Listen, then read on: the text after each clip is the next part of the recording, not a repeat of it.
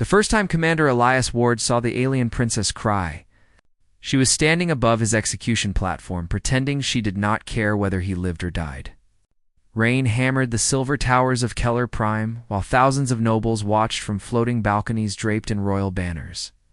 And the entire empire expected the human to beg for mercy. He did not. That alone terrified them. Princess Lyriel sat upon the obsidian judgment throne wearing ceremonial armor lined with blue fire crystals. Every inch of her looked untouchable, immortal, perfectly composed. Yet Elias noticed something hidden beneath the coldness in her glowing violet eyes. Exhaustion, not physical exhaustion, the kind that hollowed out souls slowly. The High Chancellor stepped forward dramatically before the gathered court.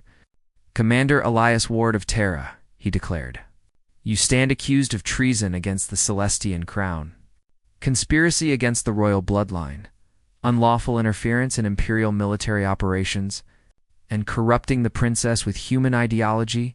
The crowd erupted into whispers. Humans had only joined galactic politics 6 years earlier, and already the Celestian Empire hated how difficult they were to control.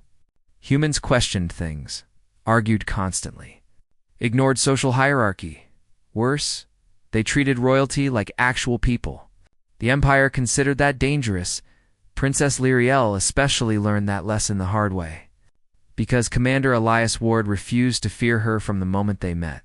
The High Chancellor turned toward the throne. "Your Highness," he asked formally, "what judgment do you pass upon the human?"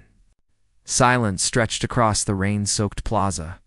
Every camera focused on the princess. Every noble waited eagerly. Princess Lyriel stared down at Elias for several long seconds, then finally spoke. "Commander Elias Ward is hereby stripped of diplomatic protection and permanently banished from imperial territory." Gasps echoed through the crowd. Execution would have been simpler, cleaner. Banishing a human military officer publicly humiliated both Earth and the princess herself. The Chancellor frowned. "Your Highness, perhaps a harsher I have rendered judgment." Her voice cut like sharpened glass.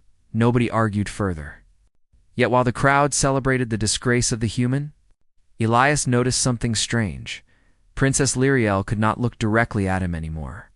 Not because she hated him, because she was afraid. 3 hours later, assassins came for her. And suddenly the Empire realized the human they exiled had been the only thing keeping their princess alive. The Celestian Empire ruled nearly 400 systems. Through ancient bloodlines and rigid traditions, older than most civilizations, royal heirs existed less as people and more as sacred political machinery. Every word, relationship, and public movement carefully monitored for weakness. Princess Lyriel carried the burden worse than anyone. Her parents died during the Dravian Wars when she was 14. Her older brother vanished under mysterious circumstances 2 years later, leaving her alone as sole heir to the throne. Since then, the Imperial Council controlled every aspect of her life under the excuse of protection. Protected where she traveled. Protected who she trusted. Protected what she believed. Protected her until almost nothing remained except the crown itself. Then humanity arrived and Commander Elias Ward ruined everything. Officially, Elias served as military liaison between Earth and the Empire during anti-piracy cooperation agreements. Unofficially, he became the single worst influence Princess Lyriel had ever encountered. He challenged advisors openly, insulted corrupt admirals directly to their faces, and once informed the Imperial Senate that half their strategic planning resembled a ceremonial parade pretending to be military intelligence. The senators nearly fainted. Lyriel almost laughed. That frightened her more than anything, because Elias treated her differently too. Not cautiously, not reverently, honestly. One evening, during a diplomatic security briefing, he interrupted an advisor mid-sentence. "Your Highness looks exhausted," he said casually. The entire room froze. Nobody spoke to royalty that way. Princess Lyriel blinked slowly. "I assure you I am functioning adequately." "Didn't ask whether you were functioning," Elias replied calmly. "Asked whether you were exhausted." Silence suffocated the chamber. The princess dismissed everyone moments later, just to stop the advisors from panicking. Then she confronted him privately. "You consistently ignore protocol. Protocol doesn't stop people from collapsing. You think very highly of your own judgment? No. Elias answered. I think your entire court ignores obvious problems because they're afraid of upsetting you. The statement should have enraged her. Instead, it unsettled her. Because secretly, quietly, painfully, she knew he was right. Princess Lyriel spent years surrounded by beautiful lies. Advisors praised her wisdom while hiding catastrophic problems. Generals promised loyalty while building private power. Nobles smiled politely while planning against one another constantly. Nobody told her the truth because everyone feared consequences. Except the human, Elias told the truth so casually it almost seemed accidental. You know your palace guards rotate blind spots every 17 minutes, he mentioned once while walking beside her through the Western Archives. Lyriel stopped immediately. What? Eastern Corridor too, he added. Honestly, your security system feels designed by rich people who've never actually been attacked before. You say incredibly offensive things with disturbing confidence, usually because they're true, again. The human saw things everyone else ignored. That made him dangerous, not because he sought power, because he accidentally exposed how fragile imperial perfection actually was. Princess Lyriel first began trusting him during the Varen incident. A diplomatic summit aboard the orbital palace station turned catastrophic when separatist extremists detonated explosives inside the lower docking sectors. Panic spread instantly through the station while security systems malfunctioned across multiple decks. Imperial guards rushed to protect senators and noble delegates first.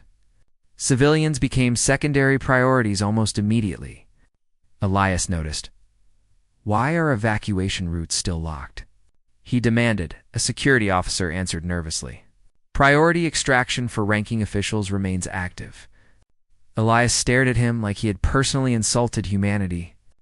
There are thousands of workers trapped below those sectors. The princess must remain protected. That was the moment Lyriel saw something terrifying in the human's expression. Disappointment, not fear, not anger. Disappointment that anyone could think power mattered more than lives. Without waiting for authorization, Elias overrode station security manually and redirected emergency transports towards civilian sectors. Several senators screamed about protocol violations. Elias ignored every one of them. Then he personally entered damaged maintenance corridors to rescue trapped workers, while most Imperial officers stayed near secured chambers. Lyriel watched security footage afterward in stunned silence. The human carried injured strangers through smoke-filled hallways, while explosions shook the station around him. Not because duty demanded it, because he genuinely could not leave people behind. That realization changed something inside her. Because the Empire constantly spoke about sacrifice, yet humans seemed to practice compassion instead. Months later, rumors began spreading through the imperial court. The princess trusted the human too much. She listened when he spoke, smiled occasionally around him, questioned political decisions more aggressively afterward. The Imperial Council became deeply alarmed, especially Chancellor Valere, an ancient strategist who effectively controlled imperial governance for decades. Through careful manipulation of isolated rulers, a lonely princess remained manageable. A princess influenced by human morality represented instability. Valor decided Elias Ward needed removal, carefully, quietly, publicly. The opportunity arrived during military negotiations near the outer colonies, where several frontier systems threatened rebellion against imperial taxation policies. Princess Lyriel advocated compromise. The Imperial Council preferred military suppression. Elias supported the princess openly. Crushing starving colonies with warships usually creates more rebels, he said during strategic debate. Humans tried that historically too. Turns out people hate being bombed into obedience. Several admirals looked horrified. Valor looked thoughtful, then dangerous. Within days, fabricated evidence appeared linking Elias to separatist communications. Forged transmissions, manipulated financial records, false witness reports. The accusations spread across imperial media instantly. Human officer conspires against the crown. Human influence corrupts the princess. Human diplomat manipulates imperial succession. The public outrage became overwhelming. Princess Lyriel knew the evidence felt wrong immediately. But proving innocence inside a political machine designed for conviction proved nearly impossible. Then Valor forced her hand. "If you defend the human publicly," he warned privately, "the Senate will interpret it as confirmation of emotional compromise." Lyriel stood beside the palace window, staring at endless city lights beneath the night. "You know he is innocent." Valora folded his hands calmly. Innocence matters far less than stability. The sentence made her physically sick, because suddenly she realized how many imperial decisions followed that exact logic. Truth sacrificed for order, people sacrificed for control. Humanity sacrificed for convenience. Still, she condemned Elias anyway. Not because she believed the accusations. Because she thought exile might keep him alive. The council wanted execution. Banishing him represented the only compromise she could force through. And now, hours later, assassins slipped silently through her palace walls.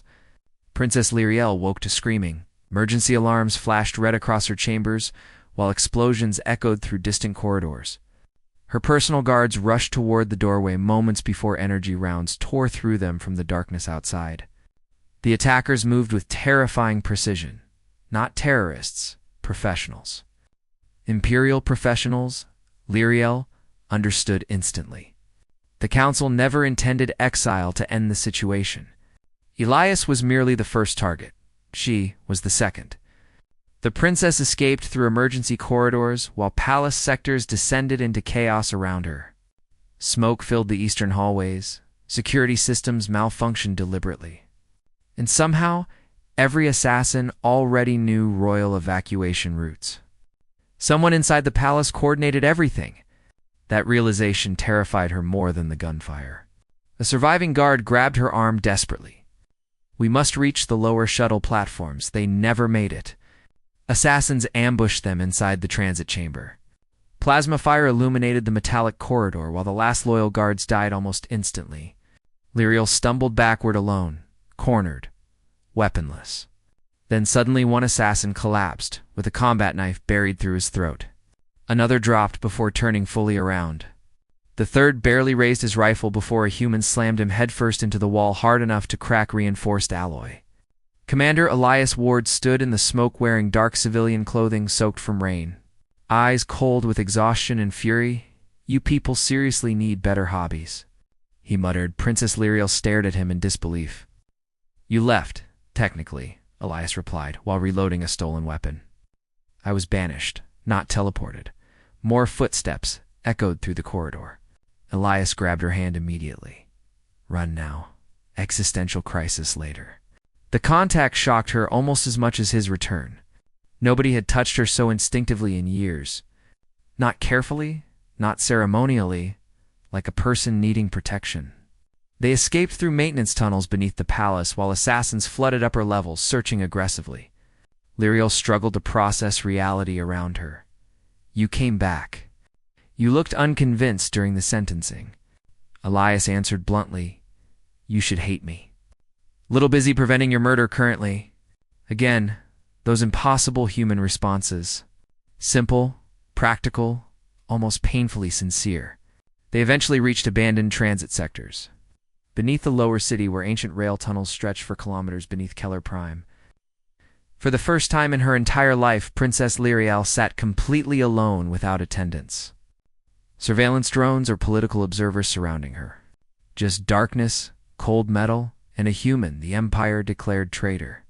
"You're injured," Elias said suddenly. She looked down, realizing blood stained her left arm from shrapnel wounds. "It is minor. Yeah, humans usually say that right before collapsing too." He cleaned the wound carefully, using medical supplies stolen from emergency kits while Lyriel watched silently. No servant had treated her injuries personally since childhood. Royal physicians always worked with distant professionalism. Elias treated her like survival mattered more than status. "Why did you return?" she asked quietly. He continued wrapping the bandage. "Because somebody inside your government tried killing you immediately after I left." "That is not an answer." Elias finally looked at her directly. "Because despite your terrible political decisions," he said softly, "I don't think you deserve to die for trusting the wrong people." The honesty nearly shattered her composure. Princess Lyriel spent years surrounded by strategic affection and calculated loyalty. Nobody spoke with uncomplicated sincerity anymore, not until the human arrived. Above them, the Empire officially announced the princess missing. State broadcasts blamed extremist attacks, military checkpoints, sealed city sectors. And Chancellor Valere quietly prepared emergency succession measures. Because if Princess Lyriel died during the crisis, the council could assume direct authority permanently. Elias understood the situation almost immediately. "They're not hunting rebels," he explained while monitoring stolen communications. "They're hunting you specifically." Lyriel sat beside the tunnel wall silently. "Valor raised me after my parents died." "Yeah," Elias muttered. "Humans have a word for authority figures who isolate children, then manipulate them politically." She frowned slightly. "What word?" "Not saying it right now because you're armed and emotionally unstable." Despite everything, despite blood and betrayal and collapsing governments, Lyriel almost laughed. That frightened her deeply. Because the humans somehow made honesty feel safe, the next several days became a desperate escape across the lower districts of Keller. Prime, while Imperial assassins searched relentlessly, Elias avoided main transport routes entirely, using maintenance corridors, civilian freight tunnels, and forgotten industrial sectors hidden beneath the glamorous upper city. For the first time, Princess Lyriel witnessed how ordinary citizens actually lived beyond royal broadcasts. Overcrowded housing towers, food shortages, workers injured without medical access, families hiding from military patrols. The Empire looked very different from ground level. "You didn't know," Elias said quietly after she watched exhausted laborers standing in ration lines. "No, you should have." The truth hurt, because again, he was right. One night, while hiding inside abandoned transit infrastructure, Lyriel finally confronted him directly. "You think I am weak?" Elias looked genuinely confused. "No." "Then why do you constantly speak as though I failed?" The human leaned back against the metal wall thoughtfully. "Because nobody ever let you actually live," he answered carefully. "You were shaped into a symbol before you became a person. And now everyone acts surprised you struggle separating the two." Silence filled the dark tunnel. The words struck too accurately, too deeply. Princess Lyriel realized something horrifying then. She genuinely did not know who she was without the crown. Every decision, every relationship, every belief filtered through imperial expectations. The idea of existing separately from duty felt almost impossible. Elias noticed the fear immediately. That realization hurts. "Doesn't it?" "Yes." "Good." She stared at him sharply. "Good. Means part of you still exists underneath all the conditioning. Those impossible human ideas again. Freedom, identity, choice. The Empire treated such concepts like dangerous infections. Humans carried them naturally. Their fragile refuge ended violently during the sixth night. Assassins tracked them into the lower manufacturing districts using surveillance drones, hidden among civilian transport systems. Explosions ripped through nearby buildings while armed hunters flooded the streets. Civilians panicked everywhere, children screaming. Emergency sirens echoing between industrial towers. Imperial soldiers firing into crowded sectors without hesitation. Lyriel stared in horror. They are firing at civilians. Because frightened governments prioritize control over morality, Elias answered grimly. Happens constantly throughout history. He immediately redirected their escape route toward the trapped civilians instead of away from danger. "What are you doing?" Lyriel demanded. "People are trapped. We are being hunted." "Yeah," Elias snapped while dragging debris from collapsed storefronts. "And they're still trapped." That was the terrifying thing about humans. Even while dying, even while hunted, they kept stopping to save strangers. Lyriel helped evacuate injured civilians through smoke-filled alleys, while Elias fought assassins across the ruined district with brutal efficiency. The human moved like controlled violence, fast, precise, relentlessly protective. Yet he still avoided unnecessary killing whenever possible.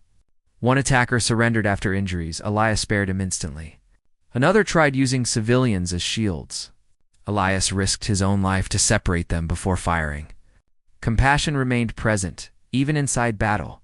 The Empire called that weakness. Lyriel suddenly wondered whether the Empire understood strength at all. They barely escaped the district before military reinforcements arrived. Later, while hiding inside abandoned cargo platforms, Lyriel confronted him angrily. "You nearly died for people you did not know." Elias looked exhausted. "Yeah, why?" "Because they were there." The simplicity broke something inside her. No elaborate philosophy, no political calculation. Just humanity. People needed help, so the human helped.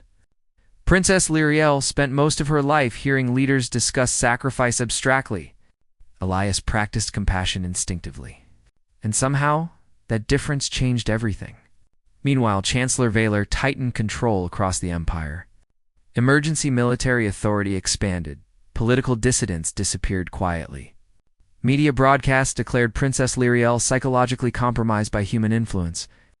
Citizens were encouraged to report suspicious loyalty. The Empire slowly transformed into open authoritarianism, beneath the excuse of stability. Ironically, the missing princess became the only legitimate threat to it. Several outer systems began questioning official narratives. Why would terrorists attack immediately after the humans' banishment? Why were military forces targeting civilian districts? Why did surveillance footage from the palace mysteriously vanish? Doubt spread dangerously. Valor accelerated assassination efforts. Elias realized they could not keep hiding forever. "We need evidence connecting Vaylor to the attacks," he explained while studying stolen data files. "Otherwise, the Empire controls the narrative permanently." Lyriel sat quietly beside him. "How?" "There's a secure intelligence archive beneath the Senate district." Her eyes widened. "That facility is impossible to infiltrate." Elias smiled slightly. Humans hear that phrase and immediately start making terrible decisions. The infiltration mission nearly killed them both. The Senate archives sat beneath kilometers of armored infrastructure protected by biometric systems, autonomous security drones, and military patrols. Yet Elias still found weaknesses. Because unlike Imperial planners, humans expected systems to fail. They entered through abandoned maintenance shafts connected to obsolete environmental regulators, crawling through ancient infrastructure forgotten by modern security teams. At one point, Lyriel stared incredulously at the filthy tunnel surrounding them. "My ancestors built half this empire. Congratulations," Elias whispered, while cutting through access panels. "Now help me before your ancestors get us vaporized again." She nearly laughed. Inside the archive chamber, they uncovered catastrophic truths. Vaylor orchestrated not only the recent assassinations, but likely the disappearance of Lyriel's brother years earlier. Financial records, execution authorizations, secret communications between council members. Enough evidence to shatter the Empire permanently. Princess Lyriel read the files with trembling hands. "He murdered my family." Elias remained silent beside her, not offering empty comfort, just presence. Somehow that mattered more. Then alarms activated across the archive. Security forces converged instantly. And suddenly, the entire Senate district descended into chaos. They escaped through collapsing corridors, while elite assassins pursued relentlessly. Plasma fire illuminated the underground chambers. Explosions shook support structures overhead. And somewhere above the city remained completely unaware its government was imploding beneath their feet. During the firefight, Lyriel finally saw Elias lose control. An assassin nearly shot her from behind. The human intercepted him with terrifying violence. Not efficient, not restrained, personal. Afterward, Elias stood breathing heavily beside the body while silence filled the corridor. "You hate this," Lyriel realized softly. "Hate what? Violence?" The human looked away, tiredly. "Most soldiers who enjoy killing shouldn't be trusted with weapons." That answer stayed with her, because the Empire glorified warriors constantly. Humans apparently feared becoming monsters instead. The evidence broadcast changed galactic history. Using emergency civilian networks, Elias transmitted the archive files across every accessible communication channel in Imperial space. Suddenly, the truth flooded the Empire simultaneously. Vaylor's conspiracies, political assassinations, manipulated succession, civilian massacres. Even military officers loyal to the council reacted with horror. Riots erupted across core worlds, several fleets defected immediately. And ordinary citizens finally realized their empire had been ruled through fear for decades.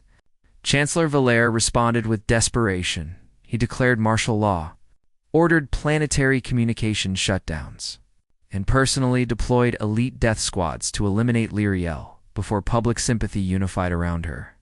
The final confrontation happened where everything began, the Imperial Palace. Burning beneath storm clouds, while civil conflict consumed the capital, Princess Lyriel and Elias infiltrated the upper towers through damaged defense corridors abandoned during the riots. Below them, Keller Prime erupted in chaos, citizens flooding the streets demanding answers. Military units dividing loyalties, warships hovering above the skyline, the Empire tearing itself apart under the weight of truth. "You can still leave," Lyriel told Elias quietly before entering the throne sector. "Earth would protect you." Elias checked his weapon calmly. "Princess, I came back after you banished me. Clearly my survival instincts are questionable." Despite everything, she smiled, then suddenly stopped, because she realized she did not want him leaving. That frightened her more than the battle ahead. The throne chamber stood nearly empty, except for Chancellor Valere, waiting beside the imperial dais. Old, calm, utterly unsurprised. "You returned exactly as predicted," he said quietly. Princess Lyriel stepped forward. "You murdered my brother. I preserved the Empire. You murdered my parents. Necessary sacrifice." The coldness in his voice made her physically shake. For years she believed Valere cared for her. Now she finally understood. He cared only for control. "You isolated me," she whispered. "You turned my entire life into political machinery." Valere looked genuinely confused. "You were born for the throne." "No," Elias interrupted sharply. "She was born a person first." The Chancellor's eyes narrowed immediately. "And there lies humanity's disease," he said coldly. "You place individual desire above civilization itself." Elias stepped beside Lyriel. "No," he answered quietly. "We just think civilization shouldn't consume people to survive." That simple sentence hit harder than weapons, because suddenly the entire Empire's cruelty sounded absurd when spoken aloud plainly. Valere reached for hidden controls beneath the throne. Automated defense drones activated instantly around the chamber. The firefight exploded violently. Elias shoved Lyriel behind shattered pillars while energy blasts ripped through marble walls and burning banners. The human fought like someone exhausted by violence, yet determined to protect anyway. Every movement centered around keeping her alive, not winning glory, not revenge. Protection, even now. Even after exile, even after betrayal, he stayed. Valere attempted escape during the battle. Lyriel intercepted him personally near the throne platform. "You stole my entire life," she said through shaking breaths. "I gave you purpose." "No," she answered softly. "You gave me chains." The old Chancellor reached for concealed weaponry.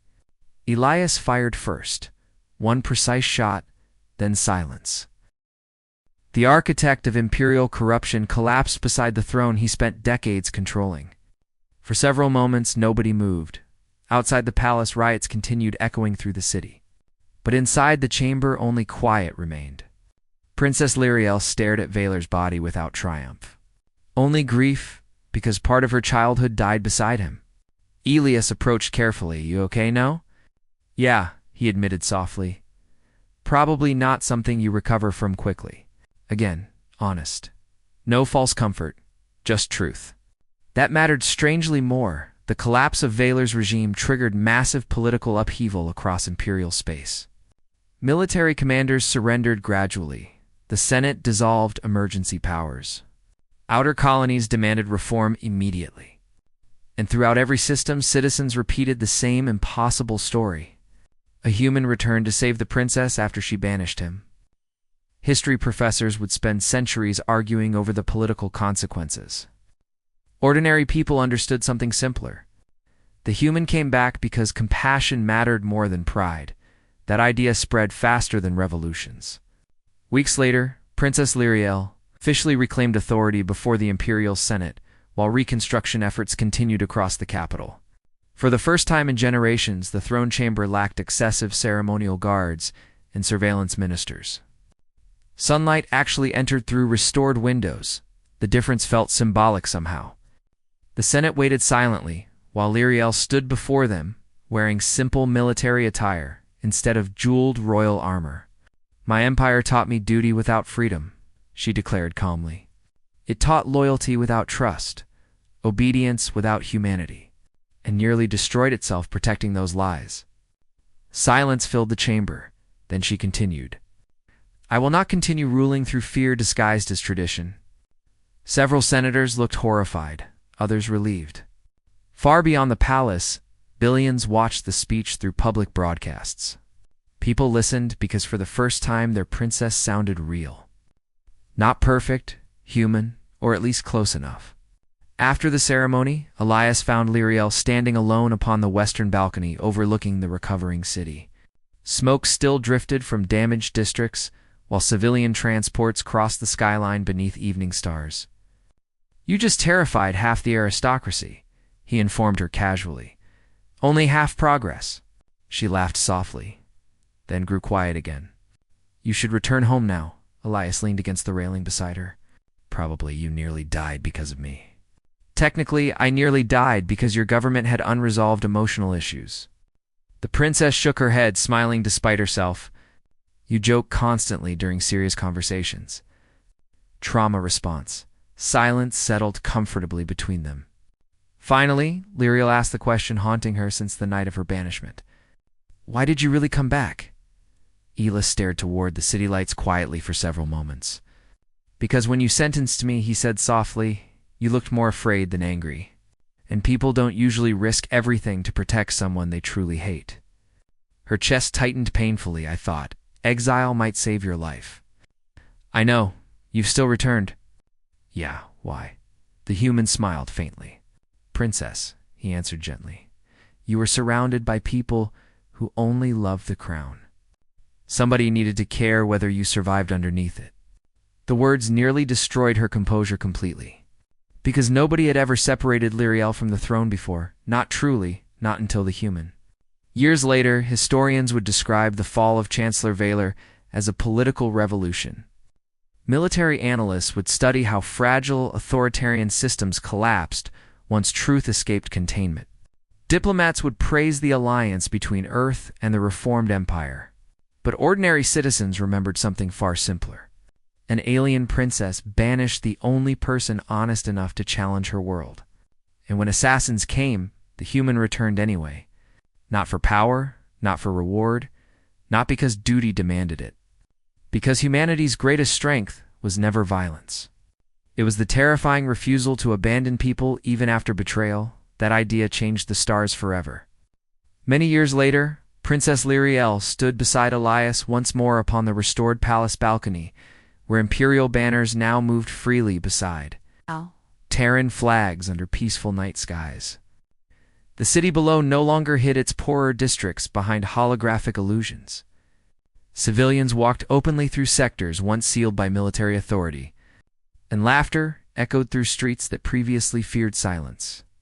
"You know," Elias said thoughtfully, "the first day we met, I genuinely expected you to arrest me within an hour." Lyriel smiled softly. "You insulted 3 admirals before lunch. One of them deserved it. All of them deserved it." He laughed quietly while stars burned overhead. Then the princess looked toward the endless skyline below. "I spent most of my life believing the crown mattered more than the person wearing it," she admitted softly. "And now I think any system demanding someone sacrifice themselves completely was broken from the beginning." Elias glanced toward her carefully. "That sounds suspiciously human. Perhaps humanity is contagious." "Yeah," he replied while smiling faintly. "Turns out freedom usually is." The wind crossed the balcony gently. And for the first time since childhood, Princess Lyriel no longer felt trapped beneath the stars.